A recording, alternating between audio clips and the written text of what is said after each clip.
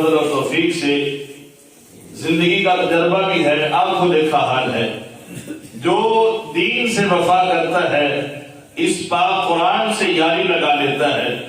اس پاک قرآن کو پڑھے یا پڑھائے، سمجھے یا سمجھائے، تو خواہ وہ عالم ہو یا نہ ہو، اس کا مقام دنیا کے اندر منفرد ہوتا ہے۔ کتنا خوش بخت ہے وہ انسان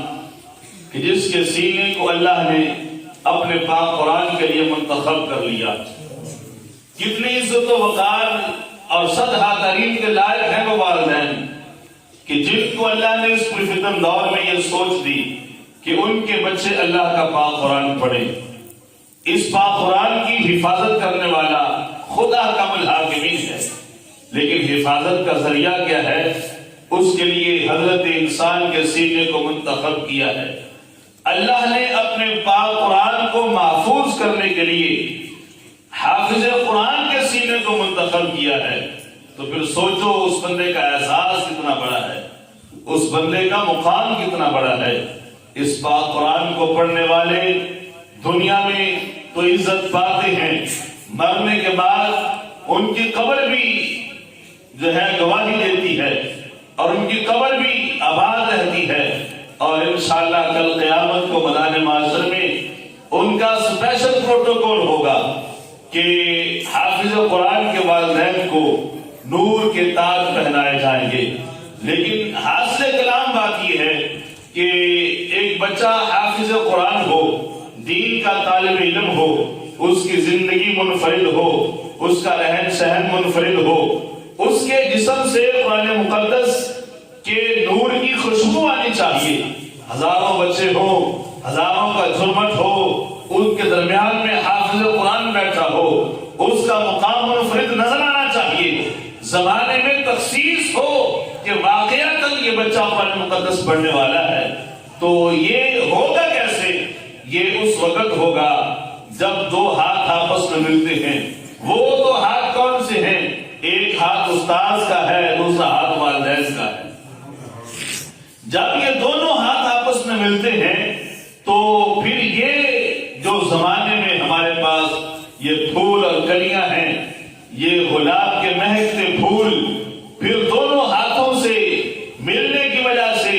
ان کے اندر ایسی خوشبو پیدا ہوتی ہے جس سے زمانہ معطر ہوتا ہے۔ تاریخ اٹھا کے دیکھ لیں، جن کا آج ہم سے پاک منائے بیٹھے ہیں، حضور سیدی شیخ عبد القادر جیلانی البغدادی ثم حسنی ثم حسینی، کیا تربیت تھی ماں کی کہ ماں بچپن میں گھر سے نکال رہی ہے، میرے بیٹے جا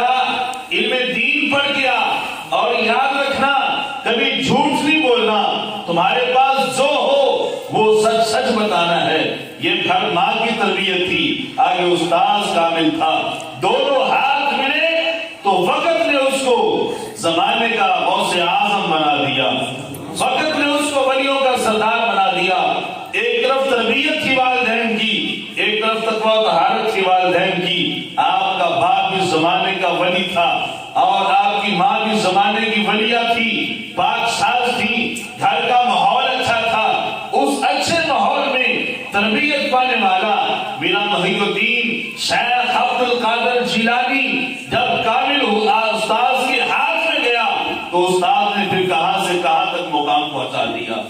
اس لحاظ سے دو ہاتھ جو ہے جب یہ ملتے ہیں، ان کے ملنے کی وجہ سے زمانے میں یہ نور پھیلتا ہے۔ تو انقلاب اسی سے آتا ہے کہ جب یہ ہماری نئی جنریشن جو ہے یہ ہمارے ہاتھوں میں پروان چڑھے، اور پروان اس لحاظ سے چڑھے گھر کا ماحول اچھا ہو، پھر استاد قابل مل جائے، تو پھر جب دونوں آپس میں ربط میں رہتے ہیں تو پھر انشاءاللہ ان کی تربیت بھی اچھی ہوتی ہے، گھر میں رہن سہن اچھا ہو، معاشرے میں رہن سہن اچھا ہو، تو پھر انشاءاللہ جس طرف سے گزریں گے ہم سب کے لیے بھی صدقہ جاریہ ہوگا، زمانے میں اسلام کا پیغام بھی عام ہوگا۔ اس لیے آج کے اس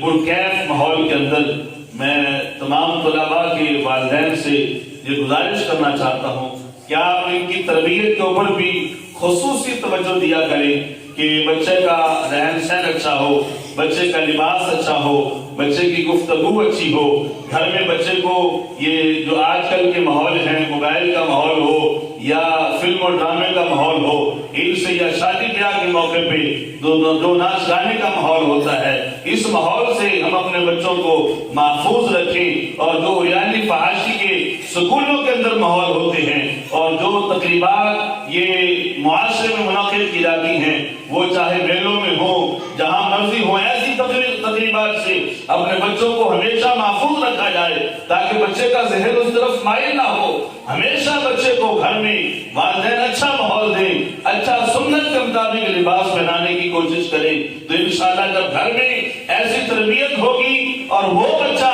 اللہ کا پاک قرآن پڑھنے والا ہوگا تو انشاءاللہ والدین کے لیے دنیا کے اندر بھی وہ ایک بہت بڑا زمانے میں نیک عمل ثابت ہوگا، اور والدین کے دنیا سے جانے کے بعد بھی ایسی اولاد صدقہ جاریہ رہتی ہے۔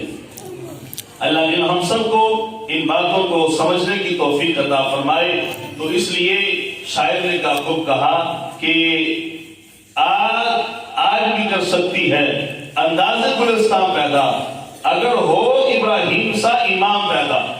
کہ آج بھی ہم اپنے آپ کو بدل لیں، اور بدلنا ہے ہم نے والدین نے، تو جب انشاءاللہ ہم اپنے آپ کو بدلیں گے تو زمانے میں کل یہی بچے بڑے ہوں گے تو انشاءاللہ کوئی زمانے کا ولی بنے گا، کوئی زمانے کا عالم بنے گا، کوئی اولاد صالحہ کے اندر شامل کیا جائے گا، اور زمانہ کہے گا واقعی فلاں نے اپنی اولاد کی تربیت کی ہے، اور واقعی یہ اسلام کے بیٹے ہیں، مسلمان ہیں، اور ان نے اپنے خدا کو پہچانا ہے، مصطفیٰ کریم علیہ السلام کی اتباع میں زندگی گزاری ہے، ان کو پتہ ہے کہ ہم نے اسلام والے ہیں، مسلمان ہیں، مسلمانوں کی طرز پہ ہم نے زندگی گزارنی ہے۔ مالک ہم سب کو سمجھنے کی توفیق عطا فرمائے، رب العزت ہمیں اس پر عمل کرنے کی توفیق عطا فرمائے۔ جو جن والدین کے بچے اللہ کا پاک قرآن پڑھ رہے ہیں وہ مبارکباد کے مستحق ہیں۔ اس الفتن دور میں اللہ نے آپ کو اپنے دین کے لیے، اپنے قرآن کی محبت کے لیے منتخب کیا ہے، یقیناً یہ اللہ کا انتخاب ہے، اور اس انتخاب کو ہمیں اپنے سینے میں دل و دماغ میں جگہ دینی چاہیے، تاکہ کہیں ایسا نہ ہو کہ ہم اس انقلاب کے اندر، اس انتخاب کے اندر سستی کریں، مالک ہم سے یہ نعمت چھین لے۔ مالک کائنات نے یہ گوہر، یہ نعمت اس دور میں ہمارے دامن میں رکھی ہے، اللہ ہمیں اس کی قدر کرنے کی توفیق عطا فرمائے۔ جو بچے پڑھ رہے ہیں یہ خوش قسمت ہیں کہ دیکھیں چھوٹے چھوٹے بچے ہیں ماشاءاللہ، اور اتنے زبردست حافظ قرآن ہیں۔ ابھی آپ ختم شریف بھی سنتے ہیں، ان سے پہلے بھی سنتے رہتے ہیں کہ اس عمر میں بچہ مکمل حافظ قرآن ہو اور بچے کے اندر بھی کانفیڈنس پیدا ہو مکمل،